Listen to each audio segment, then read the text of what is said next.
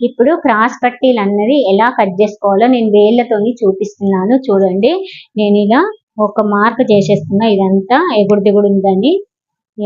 ఇప్పుడు ఈ పొడవు వచ్చేసి నేను డబుల్ ఫోల్డ్ చేసేస్తున్నా. 4 క్రాస్ పట్టీలు ఒకేసారి వస్తాయి చూడండి.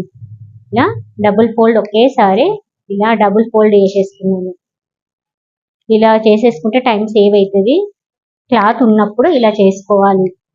క్లాత్ లేనప్పుడు అంటే ఏం చేయలేము, కానీ క్లాత్ ఉన్నప్పుడు అలా చేసుకోవాలి.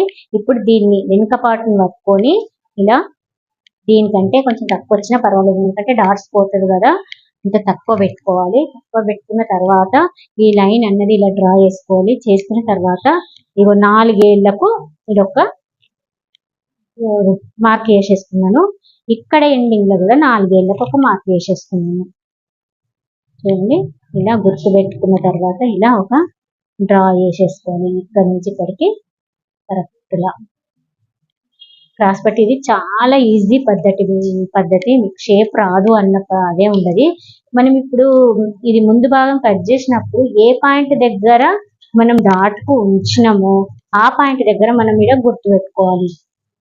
డౌన్ కోసం నేను అందులో 3.5 పెట్టుకున్నా కాబట్టి 3.5 చూడండి ఇలా పెట్టేసుకొని, ఇప్పుడు ఇది 4 ఏళ్ళు ఉంది కదా, దీనికంటే 1 ఇంచు పైకి, 1 ఇంచు ఇలా పైకి ఒక మార్క్ వేసుకొని ఈ షేప్ అన్నది ఇలా వేసుకోవాలి.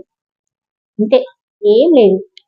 ఈ పెట్టుకున్న పాయింట్ నుండి ఇలా పైకి వెళ్ళిపోవచ్చు. ఇట్లా వేసుకుంటే డౌన్ ఇట్లా కావచ్చు. అంతే, దీన్ని చాలా ఈజీ పద్ధతి.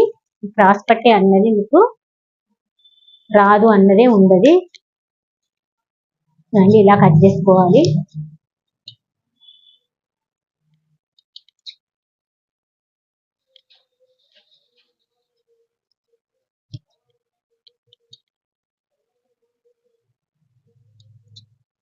మిడిల్ లో తీసేస్తున్నాను.